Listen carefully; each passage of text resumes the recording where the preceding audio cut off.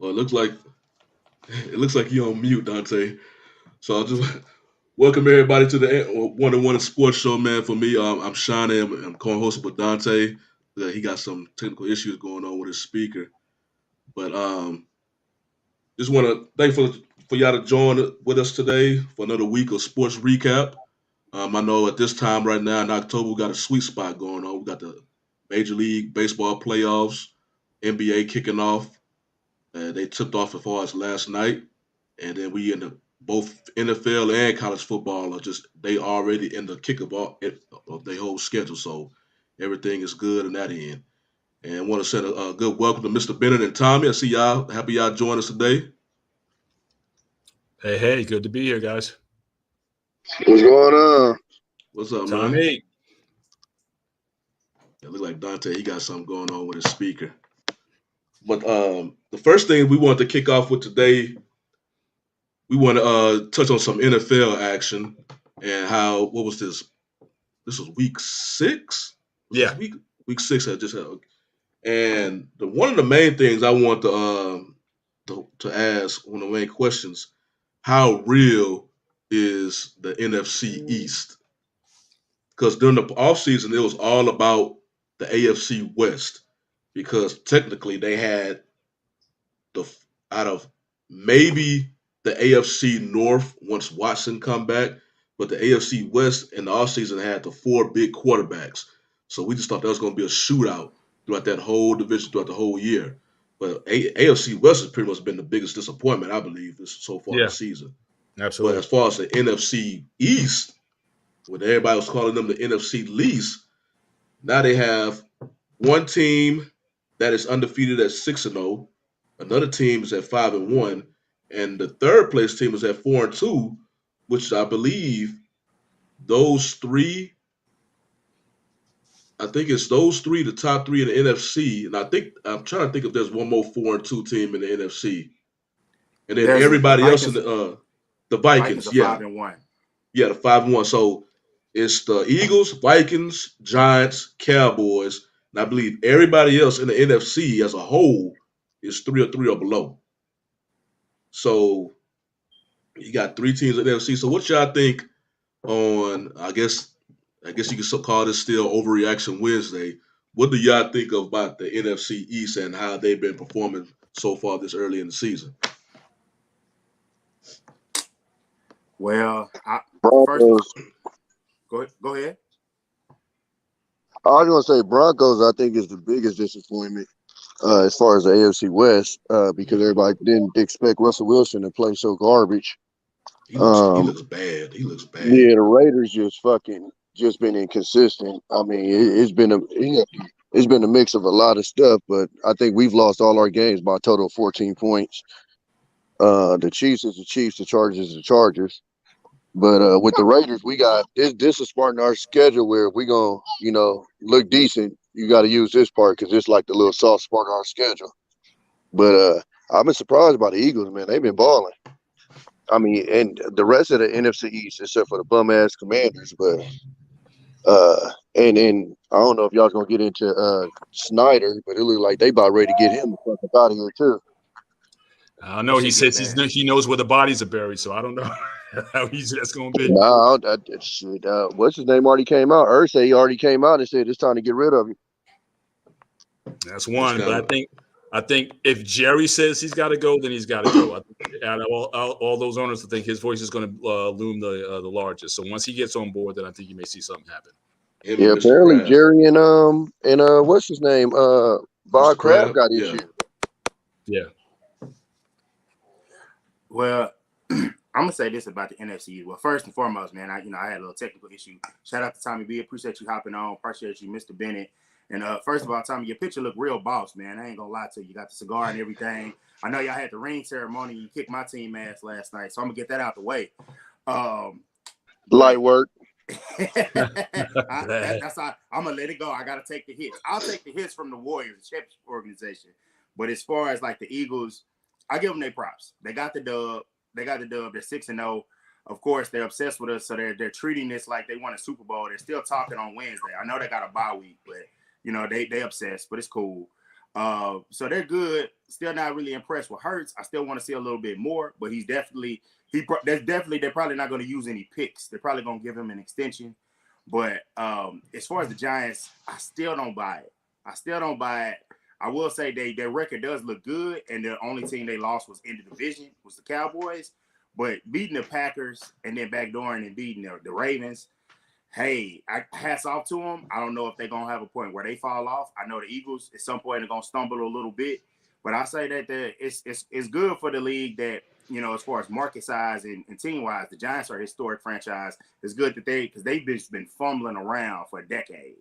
So it's good that they're doing well. I appreciate it because I get tired of hearing, like, oh, your division so this, so that. It's like, well, you got a team, the Eagles, that won the championship in 2017. So it's like, and then the Cowboys are consistently in and out of the playoffs, so a competitive team. So it's like, look, half of it's good, but for 3/4 of a division to be good, that's quality. It feels like Russell Wilson just, I don't want to cuss, but he finessed the Broncos, and so did Pete Carroll, because you can't keep saying. At first, I was like, you know what, with Hackett's system, Rodgers struggled, and he ended up bouncing back. He's not bouncing back. He had a good quarter. And that's it. And the rest of it looked like crap. It's just like, hey man, he don't got it. They're gonna have to have the Peyton Manning type of plan where the defense plays lights out and the offense runs the ball. But you got to do this for what, 5 years? Because they're planning the end of this contract and an extension. I agree with you. I get my boy shit all the time about the Raiders. I was just texting him now, just giving him shit. But I will say that y'all have played the close games. You do have the soft part of the schedule, so just got to capitalize. The Chargers, I don't know, man. They can't stop the run, and that's the problem. Like, I understand, like the Cowboys and other teams, you know, you're a passing league. You can't stop the run, but they just get bludgeoned sometimes. And that's rule number one: never trust the Chargers. Definitely. To be honest, it's a slight at my team, but when you take a slight at the Cowboys, they always say, "Hey, the Cowboys are the West of the Chargers," and they always say, "Well, like they got the talent, but they can't put it together." So, you know, I know that's a slight at my team a little bit, but it's kind to be true. And so, and as far as the Chiefs, I told people, hey man, you lost their receiver. It's dynamic, but a great quarterback, and he had enough left that they have enough left in the tank. And they're the type of organization, they'll go make a move. Unlike some teams, they'll go make a move. And so they'll make a move and they'll improve themselves. I still think they could probably beat Buffalo, so they're in good position. But overall, man, the league play is down. I'm expecting for things to get up. Like, hey, we're past the slow start shit. They need to go ahead and pick the play up, and we need to see some better football, because these Thursday night games have been atrocious. Like, I think the Thursday night, I think the league really has to reconsider getting away with that. Or if you do play on a Thursday night, make sure it's after someone has a bye or something like that. Because I think these teams are just coming in. If you're coming off a Sunday game and to turn that around, I think it's too much. I think that the games have not been quality, and it's showing in the product on the field. I mean, these guys getting hurt. I mean, you still remember that Thursday night game where you had Tua, went down, his fingers went like this, and all that kind of stuff. I mean, wasn't ready to play coming off that game. That's the most significant thing we remember from Thursday night football was the exactly. Yeah. So I think the NFL really needs to reconsider how they schedule these. It's like, if you're not going to have these teams coming off a bye or a mini bye or something like that, don't schedule the games, because I mean you're coming in with a walking wounded. It takes you until Tuesday, Wednesday before you halfway recover, and then you playing Thursday night. So I just think it's not I think it's not a good product. I don't know what the ratings are, especially since they're on Amazon Prime, but they just haven't been very entertaining games, and teams that you would normally think would play well just aren't. I remember the Chargers played on Thursday night, and they looked like garbage, that night. So I just think that they really need to consider: is too much, too much football? You don't want to saturate the market. I mean, you already added another week to the NFL schedule as it is. Mm-hmm. And so they may want to reconsider pulling that back, because I think, some people are not going to be happy, or at least Amazon, they may not be happy with the results that they're getting, but it's just not a quality product that I'm seeing. That right there is the finesse of the year. If I was Amazon, I'd be pissed. $11 billion for this shit? I'd be hella mad. It's not good. Because last year, Thursday games were some good matchups last year. There was some real good matchups, and I think right now with the NFL, it's the established quarterbacks. The more, oh yeah. Before I continue, appreciate a big shout out to Hank and you, Mr. Bennett, for Most pitching us, definitely. keeping us up last week. Not a problem, man. That was fun. Yeah, Appreciate that. I was out of there. The daughter passed me some germs, and I had the sickness took me out for about a week. And, and Dante had this thing going on, so I appreciate the two of you for keeping us going last week. No, No my pleasure. No problem at all. It was all good. It was fun. It was all fun.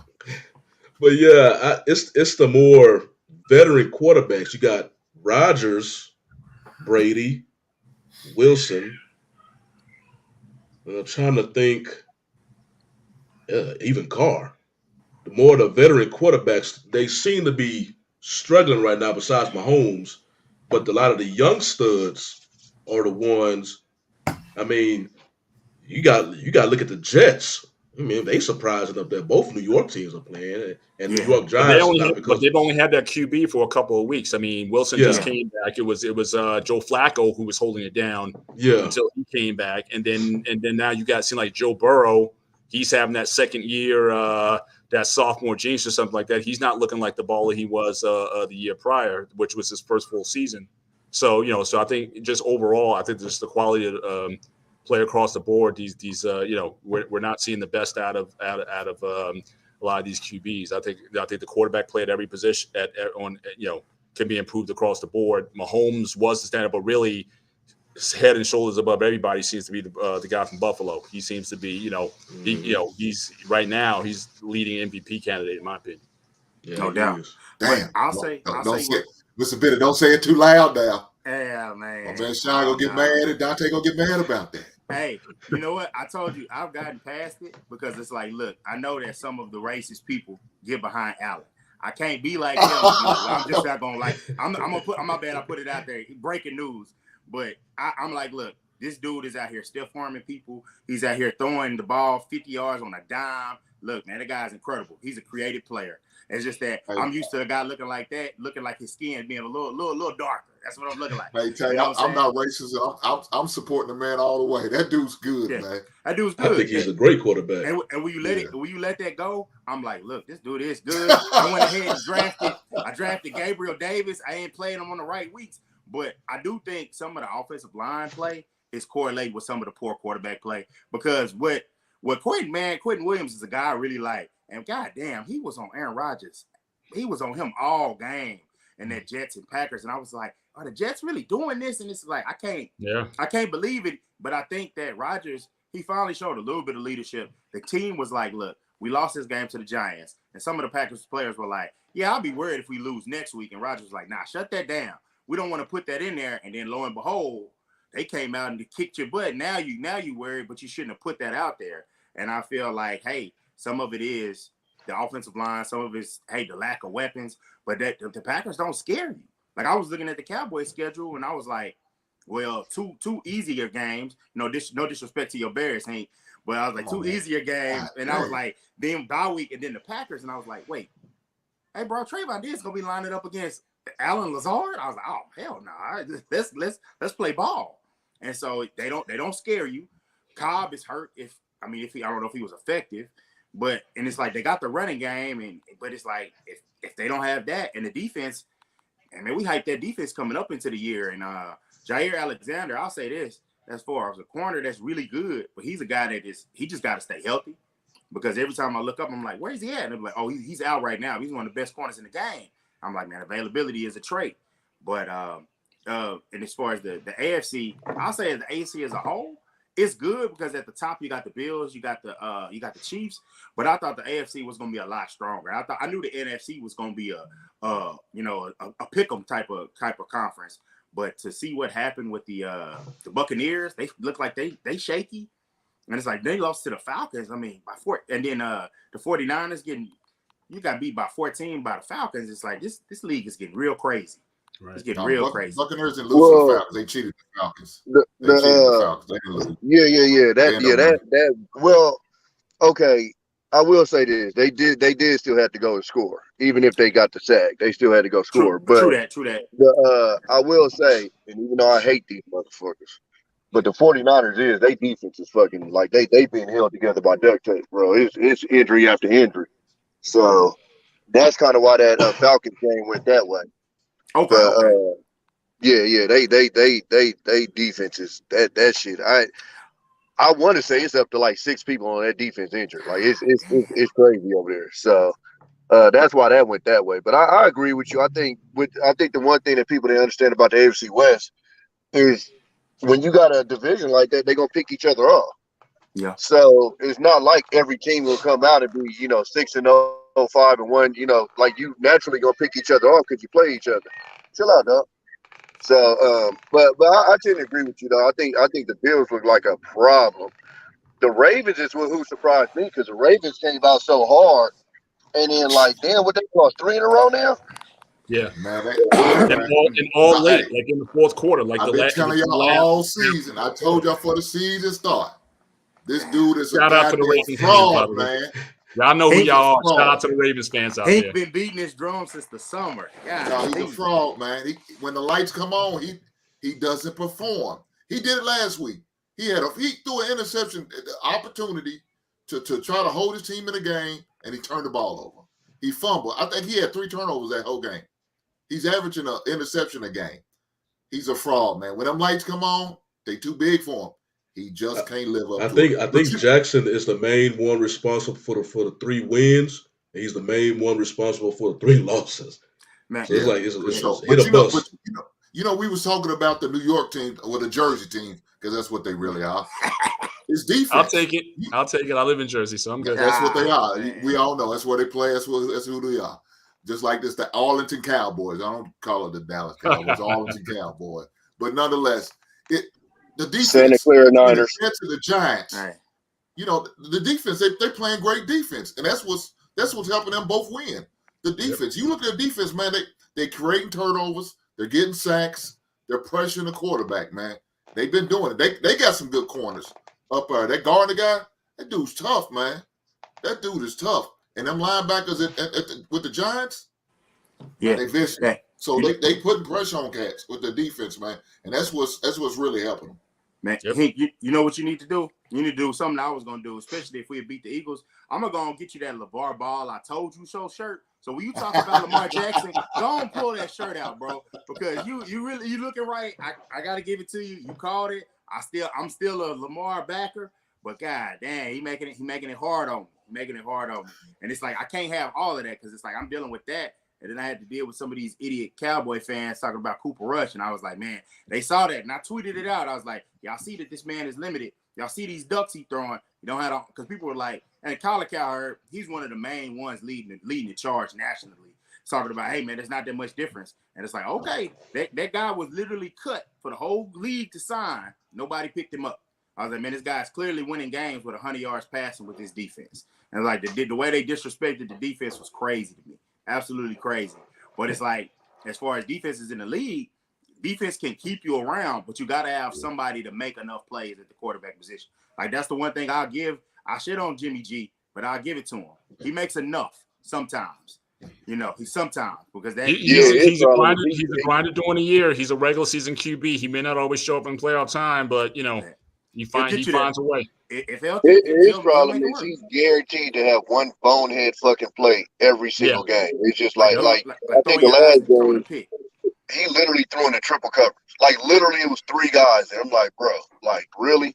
But I think what you're saying about defense is right because to be honest with you, if our defense wasn't getting sliced up like Swiss cheese, we'd have a way better record. I mean, we can't stop a fucking nosebleed at times.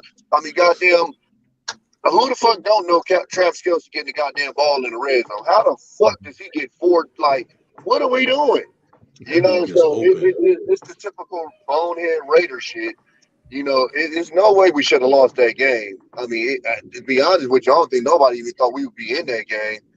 And that's the frustrating part about being a fucking Raider fan. You just look like, wait, as simple as shit, don't let Travis Kelce beat us. And this the motherfucker that beat us 4 times, wide open. Like, goddamn, bro, I know how to do this on Madden.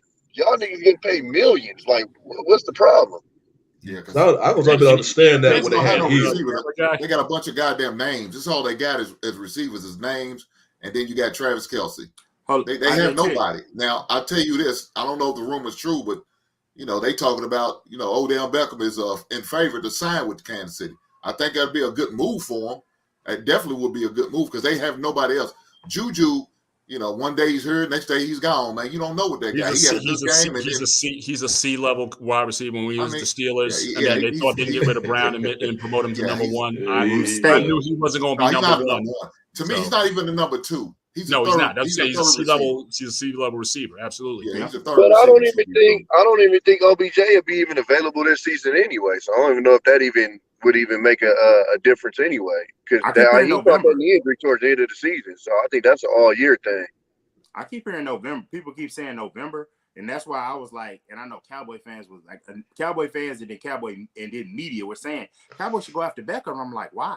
Why do you want another guy? You already have Gallup coming back and trying to get his sea legs. Why get another guy? I know he's dynamic, but why get another guy that's banged up and hurt, and then I gotta wait on him? And it's just like, if you're gonna find an option, find a more viable option, a more healthier option. Like I love the player. I love, especially when he's not wearing Giant uniform. Love him. But it's just like, nah, man, you gotta find somebody that's healthier. And it just gets frustrating all of them because the trade deadline is coming up in a few weeks. And so a lot of dominoes are gonna drop. It looks like the Panthers are having a fire sale, and it's like I'm hoping some teams. I know Buffalo is gonna take advantage. Buffalo knows that their time is now, and I like how aggressive they are, and they're gonna make some moves. I wouldn't be surprised to see if Philadelphia, wants to make some news. But Andre Terry, I saw you talk about your Eagles. Hey, look, I'm not the guy to run and hide. Y'all got the victory, but y'all are 6-0. But we'll see you on Christmas Eve. We'll see you on Christmas Eve. We'll have our quarterback. You'll have your quarterback who's inferior. We'll get the dub. That's as simple as that. I thought the Cowboys had a good chance of coming back in that game, but it was that one particular play. I think they had the Eagles. It was 3rd and long, and they was coming after Hurts, and I was like, he's gonna go straight up that middle. And I was hoping they had Donovan Wilson to spy on him. Wow. He got lost somewhere. He wasn't covering anybody, and sure enough, the Cowboys went on the outside. They came, and here come Hurts, go right through the middle. Right through the middle.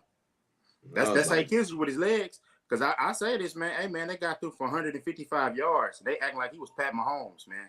Man, y'all Eagles fans, y'all got to calm down. Y'all really been bucking and saying a lot. And I'll say it right here, right now. We winning that game in December, and y'all better win a lot of games. And Mr. Bennett, I'm hoping y'all Steelers can help me out and get a dub against them and kind of knock them down a little bit. Because they riding real high. And they was getting into it. And I saw that fight. They was trying to get into it. And I saw it, and I was just like, the guy that also did it's a whole lot of hate at Dante Hart, boy. It's a whole lot of hate. It's a bunch, and I'm letting it go. That's why I ain't been saying that. And I was like, nah, I'm waiting until today's show. I'm getting it off. And it's like I saw them getting into it and everything, and it's like, look, they're on the sidelines. Sirianni, a fake tough guy. It's like, hey, I hear y'all. Y'all got the win. My thing is, it's Wednesday. I know you're on the bye week. Why you still talking about it like you won a Super Bowl?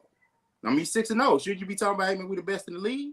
You should be just saying we beat you. But hey, they fans, and they're some of their players. They really take that same mold and they act the same way. So it's just like, I'm gonna act the fool because we're gonna cancel Christmas. Tell them cancel Christmas right now.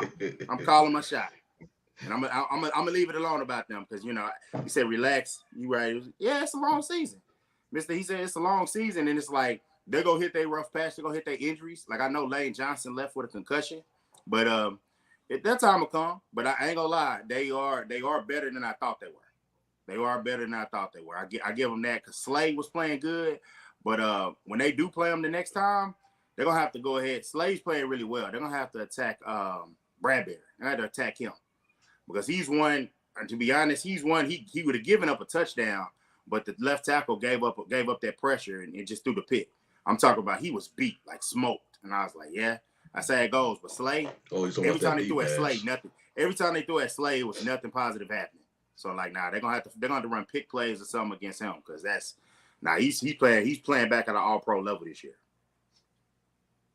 Yeah, for sure, man. I mean, like I said, Jalen Hurts good quarterback. I always thought even when he was coming out of college, I thought he was good. He just needed weapons. You know what I'm saying? Now I wish, really, truth be told, Philadelphia needed to utilize that run game way more than they probably should because Miles Sanders I think it's a good back if he get more opportunity. They just don't give him enough opportunity. Real good. But I know we talk about something like the trade deadlines coming up. Hey, I wouldn't be surprised Buffalo make a move on the possible agent with McCaffrey. I would if I was them. I think that's really all they're lacking is some more depth at the running game. Yeah. My question to that is, he's good, but I wouldn't rely on. And James Cook, man, I think he's going to end up being a bust. Yeah, especially for a running back. He's had some major injuries already, so he's not his brother, man. Because Shawnee, to answer your question, because of the contract, that's going to drop that value. I say you get it done for a mid-round pick.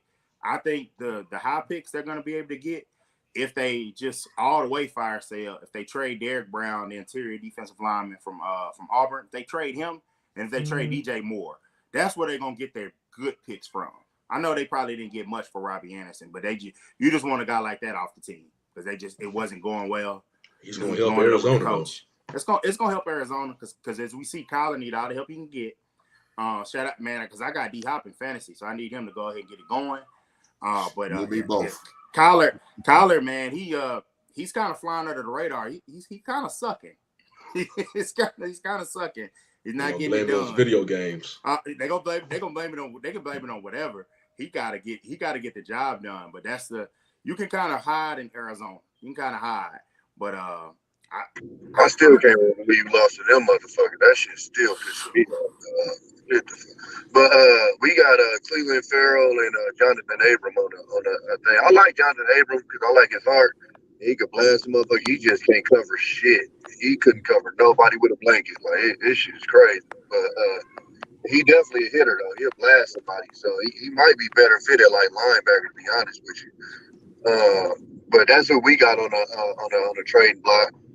And it's funny that you said that about I think you was talking about the Eagles with the running game, because that's the same thing with the Raiders. Man, these motherfuckers came out the first couple of games and that's like they didn't know what a running back was. And in this last game, or I think the last two games, Josh Jacobs went the fuck off. And it's like, well, damn, like, what was y'all doing this whole time? Because that helps with the offensive line, because our offensive line is ass this year. And so that takes a lot of pressure off the offensive line. Again, I'm a truck driver. Why do I know this? And you're a football coach and don't know this. Like that's just shit that just drives me crazy. I think it's deal with a lot of coordinators right now. They getting too fancy. Cowboys have to deal with the same thing. For whatever reason, it's a passing league now, so they want to keep it that way. Even then, they see how beneficial the running game could be, and they'll see success. They'll still be tempted to want to pass the ball. I don't understand it either. I mean, if you got a young line, have them big boys lean forward instead of putting that weight on their heels. Keep them, have them use that body to push forward. But I want to ask you, Hank. There was one thing about the Bears because I forgot the kid name, the quarterback. Fields. Yeah, Justin Fields. I worry about the Bears ruining his career basically, because Fields right now, he is not running for his life. Yeah, he's not doing anything to show that he could be a true starting quarterback in the NFL as of yet. So I'm worried about if it don't work out with the Bears, he gonna be in the Mitchell Trubisky and be a journeyman. Once they do, and because I haven't seen nothing yet that shows him he could be a true starter. They have not displayed his skill set at all. So you don't know what team gonna be like. I see something in Fields. Let him come be a starter. Well, the thing about it is he don't have no receivers, man. He hasn't had receivers since he's been in second year. He doesn't have receivers. Oh man! Figure out why we got to see a damn dog with a jersey on. I'm over here got an eyeball in my game right now. But just he don't have no receivers, man. And it showed the other day. God damn it, there was a touchdown if you catch the ball the first time. Instead, you bobbling the ball. Now you're a half a yard short because you can't catch the goddamn ball. So he hasn't had no receivers this whole time. So I look to come this April for us to be drafting a offensive lineman in the first round, and a couple receivers in the next 2 rounds. That's what I'm looking forward to them doing, and trying to really help him out, man. That's what's it got to happen. It's got to. That's the only way that's going to help him. Yeah, Our tight end's not doing it for us. I thought he was going to have a breakout season. He ain't doing shit. And then it's like, you know, I know you got to get comfortable with the new offensive coordinator. I understand that's your second one, with really a third one within a 2-year time frame. But you know, we need receivers, man. We need them bad. That and a couple offensive linemen, especially a good tackle. No O-line and no receivers is that's a recipe for disaster for a young quarterback. That's terrible. That's big. Like it's so bad, and then it hurts when he makes a little mistake and it's amplified. Like that touchdown pass in the end zone. I was like, bro, I can't defend you on that one. Where he just, the carried the fake out beautifully. And I was like, man, shit like that make me be like, why am I watching this game? Bro, I'm rooting for you, bro. Like, I need you to make it, because he just missed the pass. And then the one you said at the end, I was like, if you catch that ball, the game is over. We're not even talking about that miss.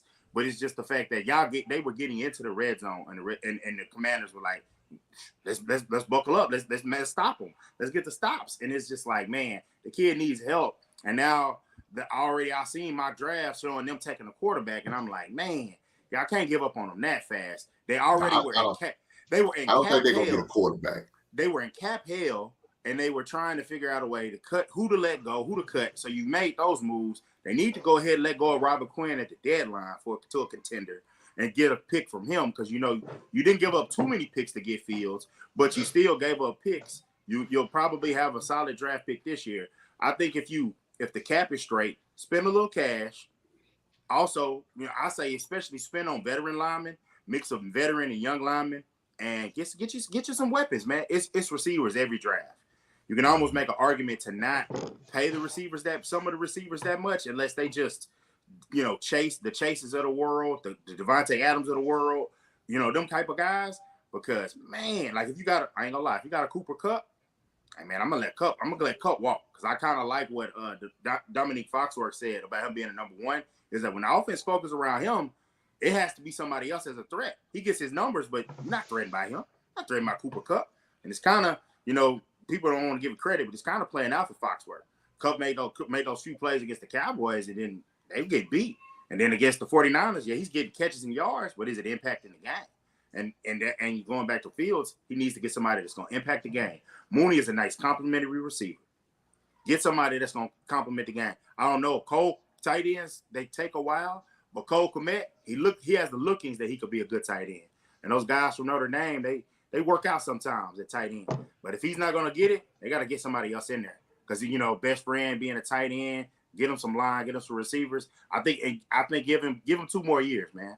It takes time to learn how to play quarterback in this league. Give him time. What's going on with Brady? Brady got 1 foot in, 1 foot out.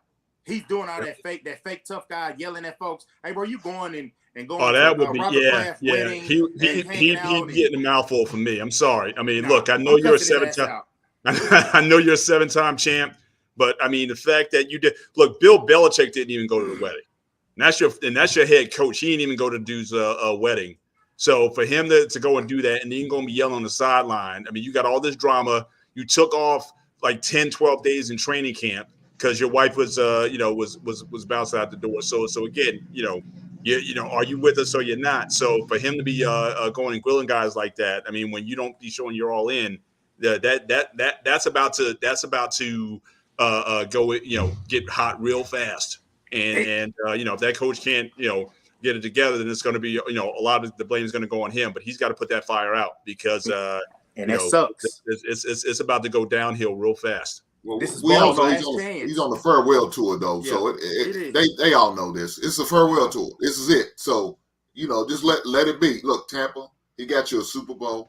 Yeah, you ain't had one since what? 2002. John Gruden was there.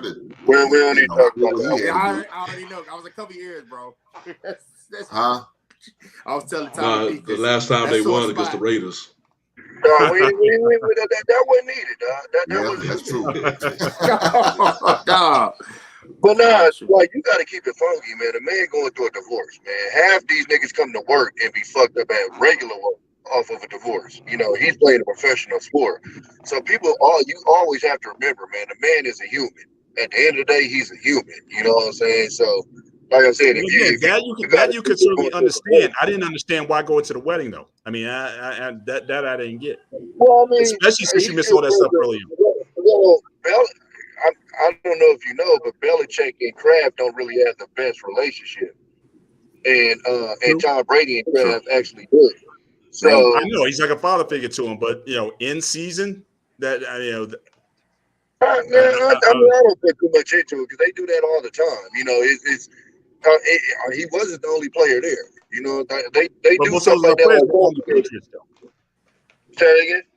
So most of the other players who were there, they're on the Patriots, though. McCourty was there. I mean, of course, because most people ain't gonna have the juice to be able to do that. But I'm just saying, this is the outlier because it was out in the open that he did this. But players do that all the time. You know, they might have to go back home for something, or little stuff like that. So I don't think it's that big of a deal.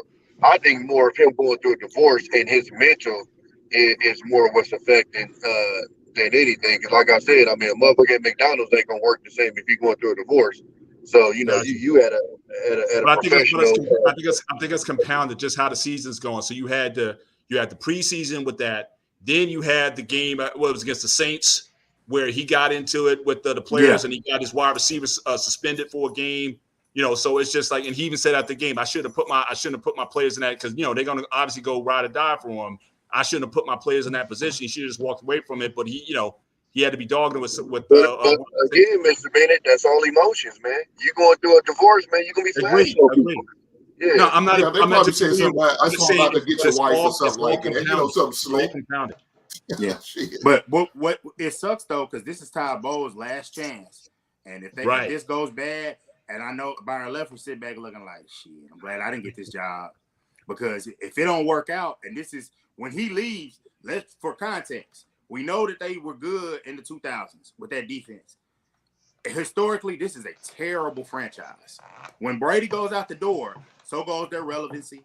So goes their ability to be all them cap moves that they made, signing those guys, they're gonna suck. They're gonna absolutely suck when this is over. Black man, y'all still in it. Yeah, if them Saints get their act together, I don't know if y'all gonna go with. I guess y'all rolling with the red rifle, because I don't know if Jameis got it. Jameis is banged up, but that NFC South and the Falcons got their name in the hat too, because they should have.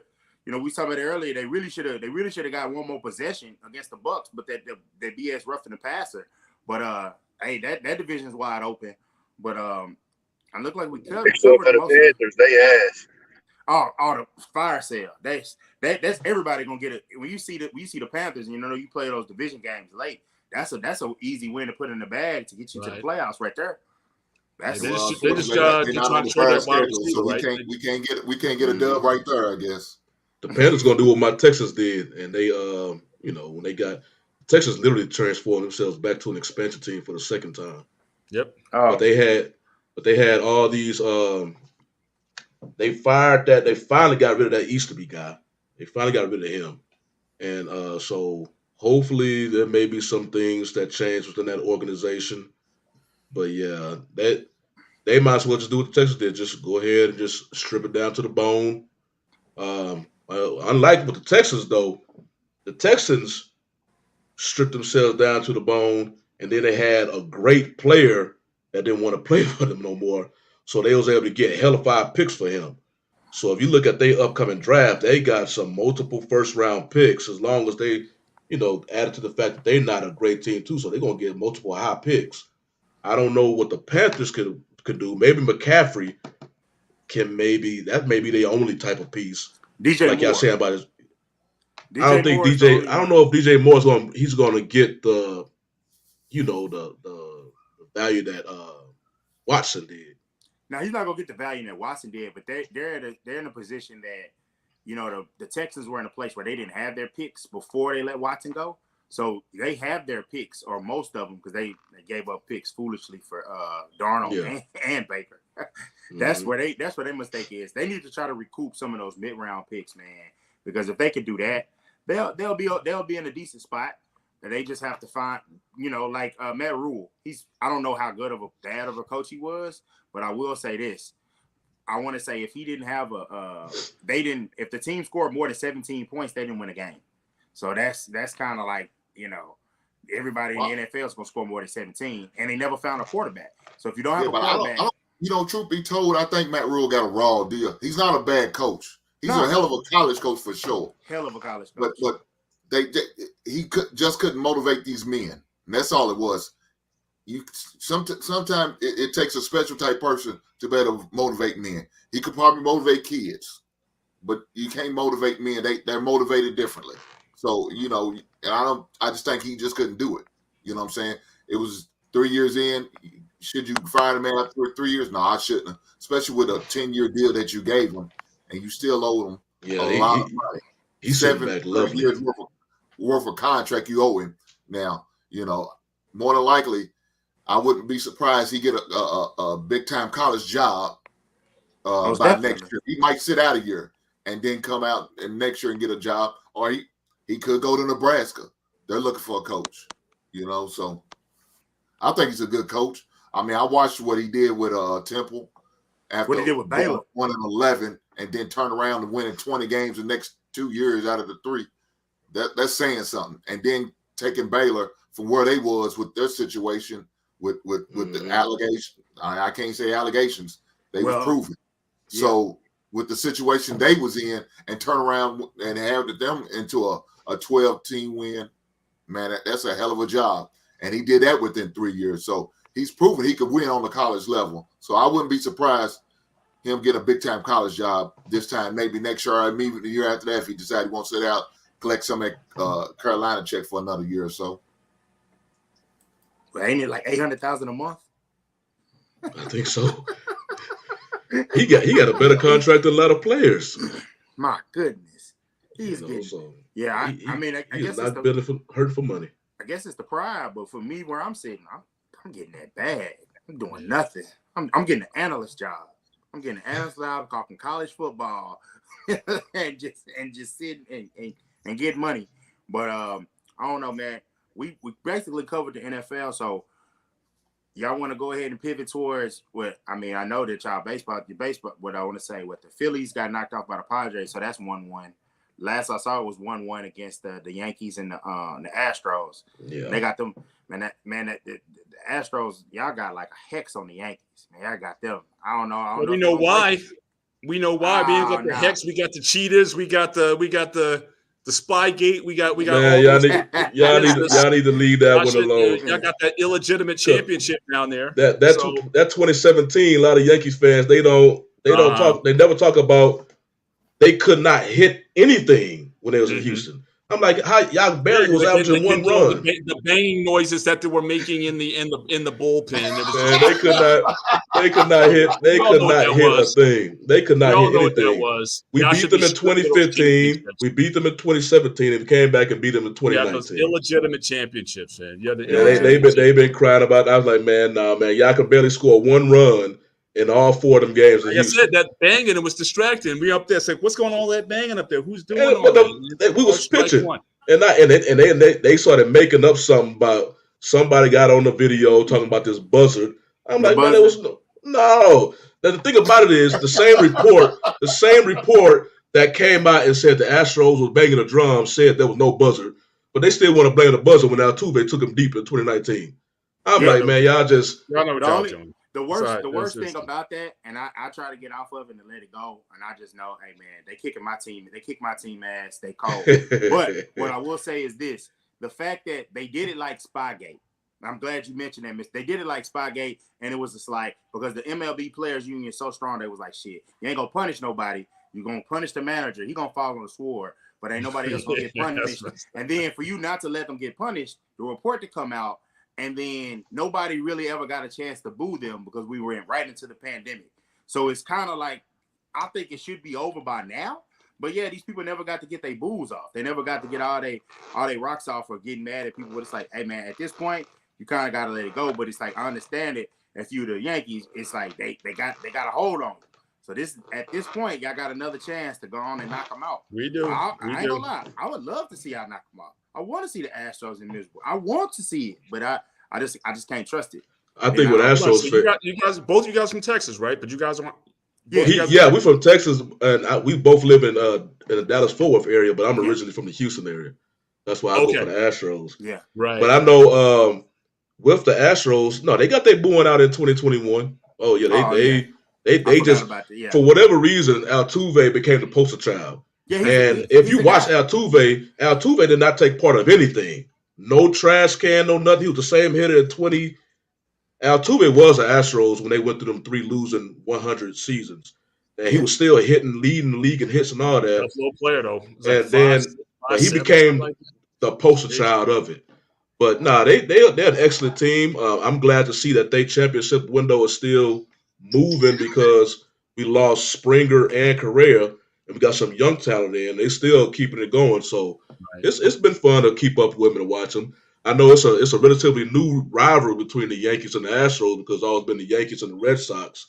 But it's I think besides the fact that baseball, they obviously they tried to prove a point with the Astros with everything what happened in 2017 because the very next season the Red Sox did something, but they don't mention that barely at all.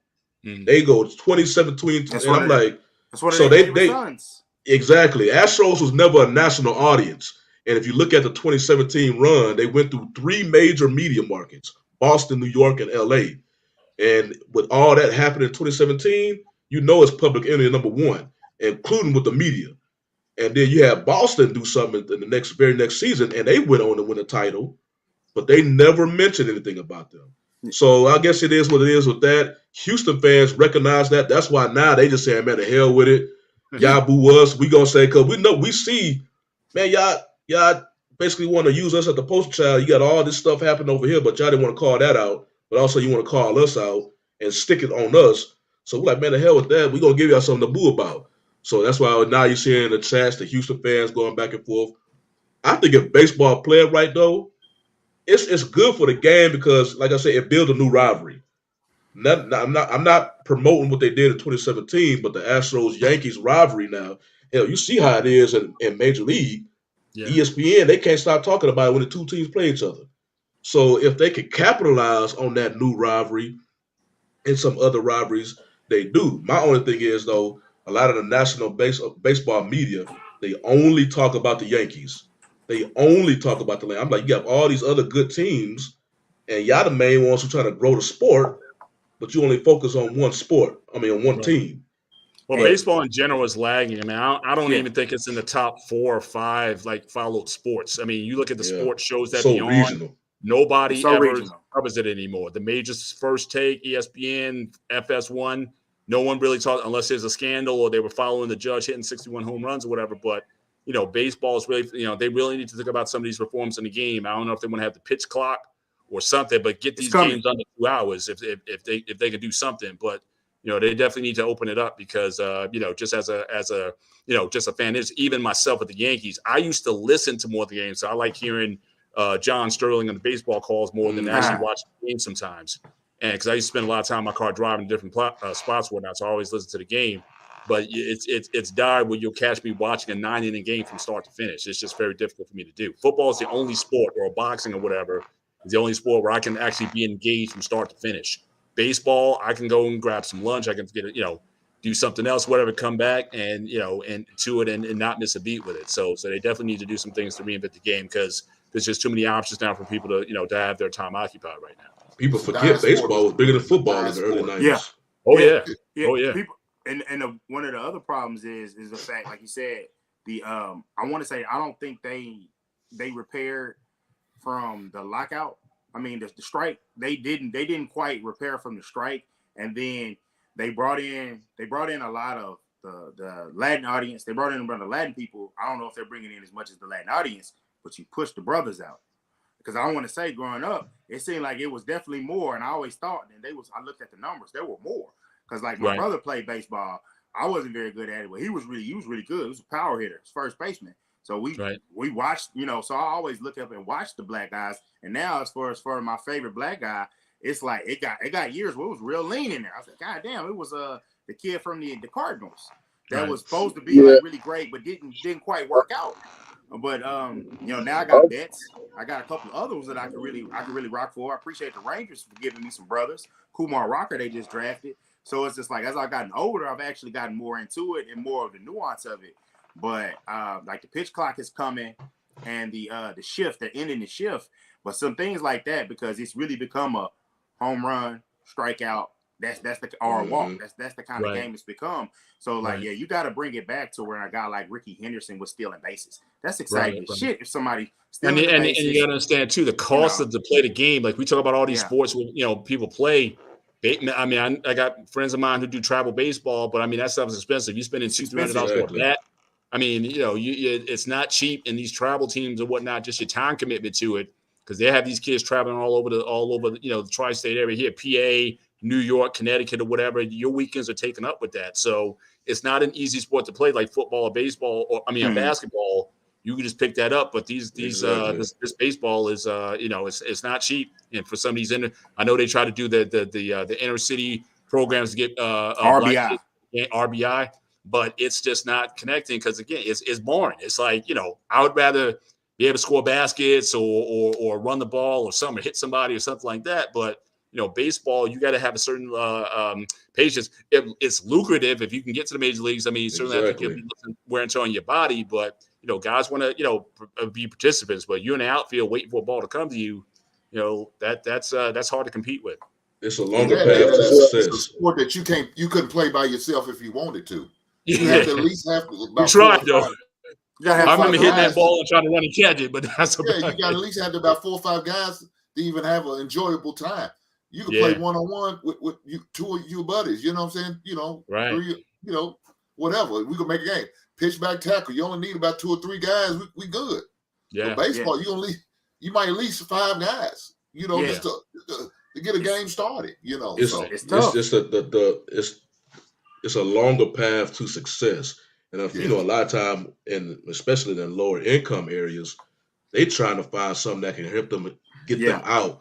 Football and basketball do that because you can pretty much instantly. You got to put in the work, of course, on both sports, on all the sports, but you can instantly see your skill set growing, and then it'll capture the audience of this scout or whatever, and then next thing you know, you're getting, these bigger college offers, and then now get the NIL. The path to success is a whole lot faster. Like with football, you got multiple positions. If you can't catch, when you got speed, you go be a DB. You got good arm, you could be a quarterback. If you could just kick, you could be a kicker. It's just different positions. And then basketball, you just got to be skillful with the rock and all that, or you could be a real good hustle player. Right. And then, you could show, like Hank was talking about, it's easy to go to the court and display that. Baseball, you have to, it's mandatory. It's very, you have to get used to failure. Right. Like it's a big deal when you hit 3 balls out of 10. You hit 300. You have to get used for failure. And a lot of times, like you say, Mr. Bennett, you got to go. You just don't go to high school, college, majors. Now you got to go to high school, college, or whatever, and then you got to go to 1A, double A, triple A. Then finally with the, I mean, it's the path. It's just it's great once you finally get there. You might get like one guy a year who's going to get that fast track. Who's going to move through that stuff. But yeah, you got and some guys never get there. You know what I mean? They stay in the double or the triple A ball. They never even make it to the majors. It's hard as hell to get out of it. It's hard as hell to play triple A. Klay Thompson was talking about his brother that played for the Dodgers, and he didn't get his call up till he was 30. Yeah, it's somebody who had money beyond him. Yeah, and that's the thing. You ain't making any money in the triple. Even if you came out and they signed you to a contract, it's nothing compared to everybody thinks you're going to be making $30 million a year. Again, it's not going. And you spend a lot of time on the road not making that type of money. And you want to say something? I want to say something that I noticed, and I've heard people on ESPN say it, like Bomani Jones. If you look at it, as far as the way they structured it, we know they structured the soccer game to be. We only want certain people playing soccer, and that's why we suck at it. That's why we just now maybe we're back in the World Cup now. Baseball, they made it that way, and to their detriment. Basketball, we still gonna get the brothers, but like they said it once. Who's the last person in the league that's really made it big that was from, like they said, the wrong side of the tracks, as they would say, the bottom? And like you look at these drafts, you're seeing a lot of player sons, or third generation. You're seeing a lot of guys like that, and it's just kind of like they made it expensive on the basketball front too for you to go and chase it. And as for my brother is a junior in high school, I've seen the expenses. We found one that's in the middle, but there are some teams that, oh my goodness, like there's a team that they play. I want to say they have their facility right by the airport because they're when teams get off the plane, they come in there, they're playing their games, then they're going to their hotel. They have it built and strut up in the structure. And I want to say their trainer is a top-notch NBA guy. They used to work with NBA players, and it's really expensive to do the damn skills training. Like, yeah, you could go just dribble the ball. Nah, man, they got cones. It is a lot of cost to go and make it to the higher levels. Only thing is with basketball, like you said, Mr. Bennett, as you said, Shawnee, we can see that recess. Like, hey, look, if I'm playing for all these trainers, when he's about 19, 20 years old, we're going to get a chance to get to that bag. You're going to be a first-round pick, or you could get an NIL deal. With the way baseball works, man, baseball is not profitable until it's a pro sport. The only college sports that churn major money are major college basketball teams and football. Almost any football team can make a little bit of a profit because it's such a commodity for football. And that's why people drive to that. And the poorer people in the pockets is, from different areas, from no matter if it's the South, whether it's the East, Northwest, they're going to play football because they know that opportunity is there. They're going to play basketball. Baseball is just, they kind of, it's that long play. Even though, like I heard a guy like Tim Anderson say, some guys, hey man, basketball, you got to be extremely tall. You got to have the right length. If like he's 6'1", if you really athletic, you pick up the game of baseball. He picked it up late as well. You can, and he's one of my favorites, you can go ahead and jump in there and play it. You just got to, hopefully with these RBI and different things, you can get more guys to be like, hey, why go be the fifth receiver over there at Alabama? Come on over here and let me let you play shortstop. Let me let you play center field. And I want to say that one of the guys the first player I followed that was drafted, that went straight from high school, he was supposed to go play for Bama, Bubba Thompson. He finally got called up this year. He's like 24, 25. And so like now he's getting his chance to get called up and play. But I know we got like a few minutes left. And Mr. Bennett, if you want to take the lead on this, on the boxing that we had coming up this past weekend, I see you got the glove, the punching bag, the speed bag behind you. You know what I'm saying? So you go ahead and jump that off, man. All right. Well, first of all, it's one of those weekends where the stars align up, and we finally get a weekend worth talking about. That was probably one of the best boxing weekends I've seen in probably the last 10 years. And it wasn't, like I said, it wasn't planned because, again, you have all these different promotions. You had a woman's card. You had, ESPN had a card, and then you had, the PBC, they had their own card. So it just so happened that all these events coalesced. So I spent literally, I can't remember the last time I spent my whole Saturday afternoon and evening watching boxing all day long. So it was terrific. And every every card basically lived up to the billing. So you had, the women, shout out to the women. They sold out that O2 Arena in Britain. So female boxing is hot. I mean, you had a sister, the two-time gold medalist. She came and she did her thing in the ring, getting the victory over the British person that beat her in the Olympic in the amateurs. So again, sold out crowd. But one lady to also look out for, this Allison Baumgartner. She's going to be the face of boxing very soon. One, she's not only very skilled, but she's also very attractive. She might be arguably one of the most attractive athletes that you'll ever find. If you ever looked at her Instagram or whatever, that she can certainly be the new face of female boxing. Even though Clarissa Shields, even though she's the current king and she's the GWOT, what they call it, the greatest women's champion of all time. But this Allison Baumgartner, she is going to be a major player in boxing. She's got the skill and she's got the attractiveness. She's marketable. Absolutely. And the fact that a few months ago you had here in Madison Square Garden, here they sold out Madison Square Garden for another boxing card with some ladies, Taylor and Serrano. They sold out Madison Square Garden. So we've come a long way in boxing since even like Layla Ali wasn't selling out boxing arenas. But I think, you have this audience now for female boxing that's really going to take the sport forward. So I'm definitely looking forward to that. Then you had in Australia, Devin Haney, again, having to go back to Australia. He had to basically sign half his life away to Bob Arum to get the championship fight. He had to go to Australia and deal with that to beat Kambosos. Then with the rematch clause, he had to go back there and he had to beat him again. And he was even more impressive this time around than he was before. So, clearly, the market is open for him. More than likely, his next fight is going to be his last contractual obligation to Bob Arum and ESPN. Is probably going to be here. He's probably going to be fighting Lomachenko to finish that out, either him or Teofimo Lopez at 140. So that's going to be an exciting card. And then after that, you got Tank Davis. You got all these guys in that division. So the 135 or 145 pound division is looking very good right now. And Haney's clearly, I would say Tank is still the A side of that 135 to 140, but right behind him is Devin Haney. So if they don't screw this up, you can have in 2023, you can have some major boxing cards that really get the attention back on boxing. Because I truly believe I'm a lifetime boxing fan. And for me, boxing at its best is better than MMA at its best. Boxing has been shooting itself in the foot for years. If they don't screw up this energy, they can really have a platform to really take it forward. And then, of course, you had the main card at Barclays. You had the undercard. First, you had Caleb Plant fighting Anthony Durrell, and he might have scored the knockout of the year. If you guys didn't see him knock him out. Oh, my gosh. And then he has – I know they had a lot of bad blood in that fight before it started, but then you had Caleb Plant doing the shovel on him after the fight. A lot of people weren't happy about that, but there was a lot of beef. There was a lot of back and forth in that fight. It was very hostile. They did not like each other.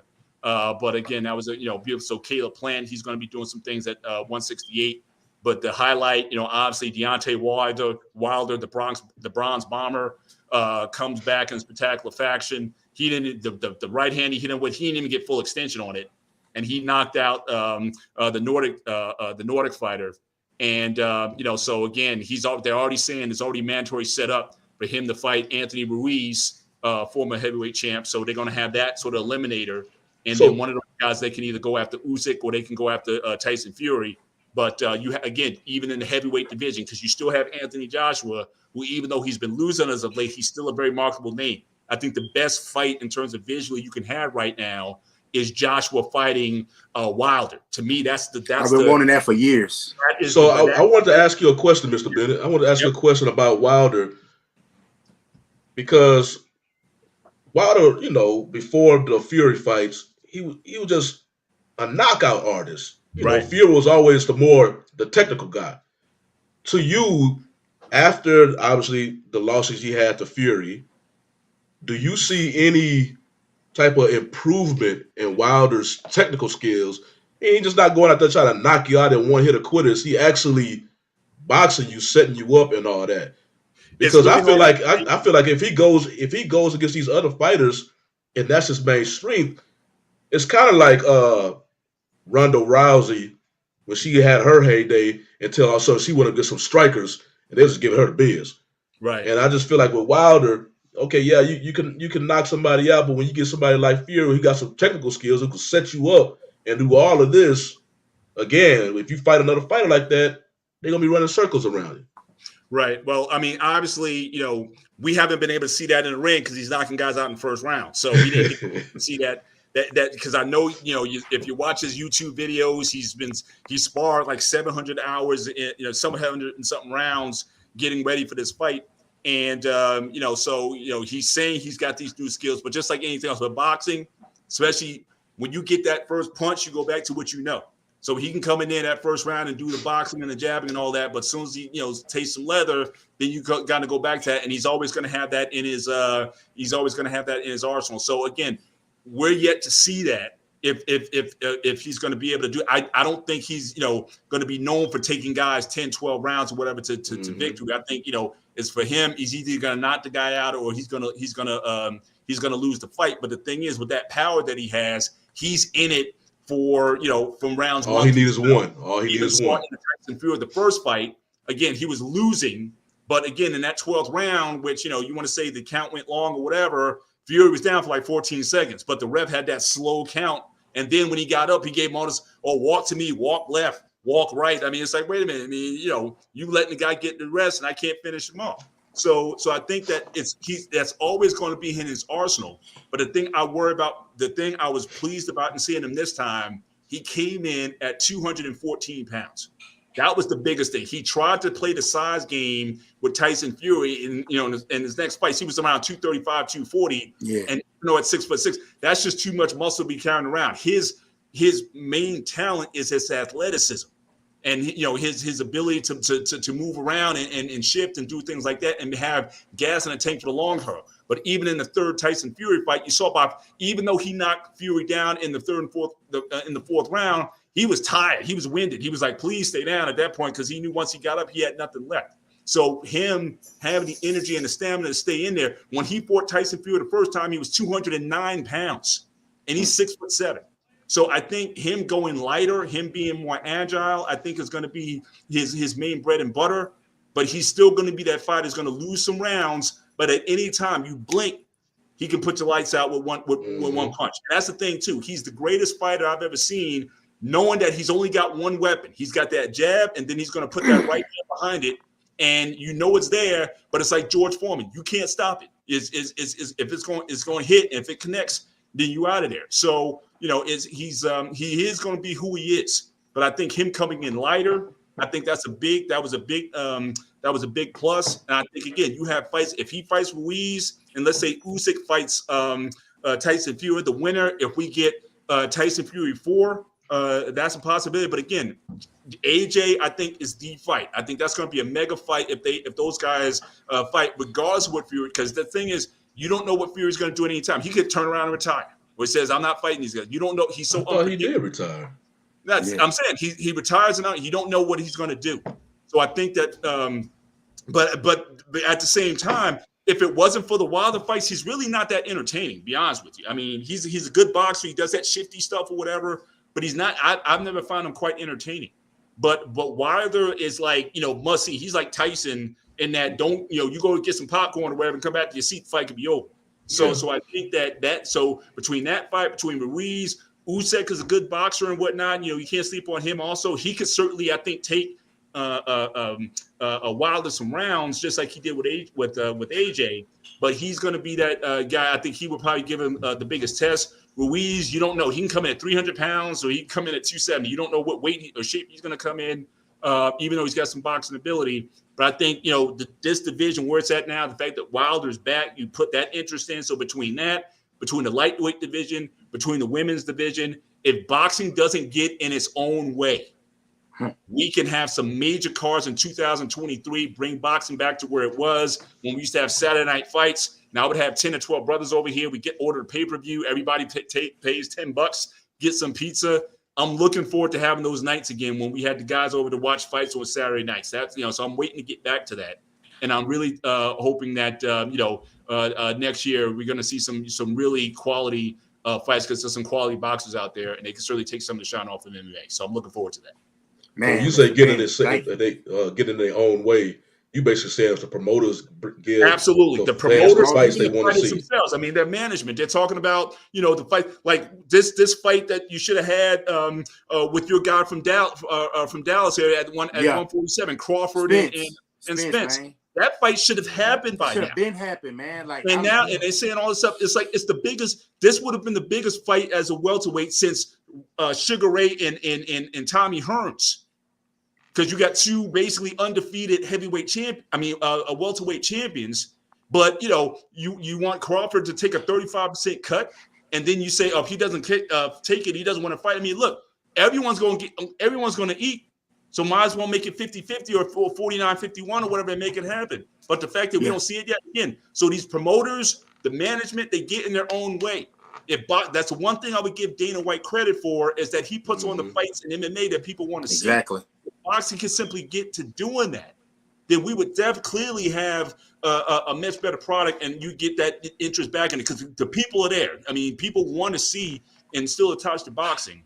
But again, if it can get out of its own way, we can have some great fights, and we can put sweet MMA back under the rug again. They'll go back to second place. I have no doubt about that.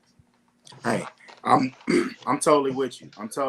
I know we got to get final thoughts, but Mr. Bennett, man, thank you so much, because I'm a casual boxer. I'm trying to get back in it. Spence is, like you said, he's from the area. I'm trying to follow him. I saw his fight, the fight that he had at AT, one of his coming back fights. So I'm getting back into it. I want to even go to one. I want to feel that electricity. So I'm with it. Wilder, now you say the fight factor, 2 of the last 3 fights I fought were Wilder fights. Yeah. You know what I'm saying? Because so it's like he has it. That's a guy I'm really interested in.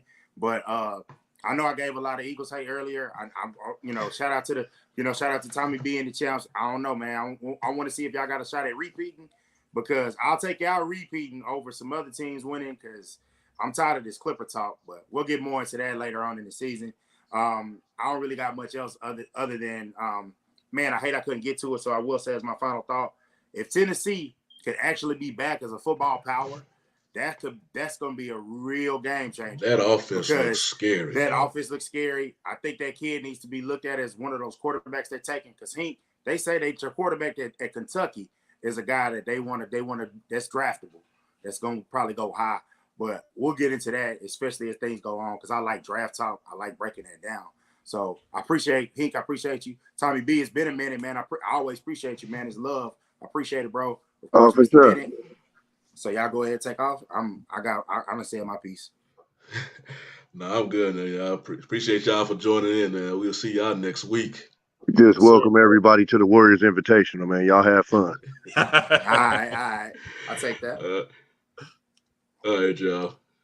All right, peace. Have a great weekend. Have a great evening, everybody. Take care. All right, take care, man. All right.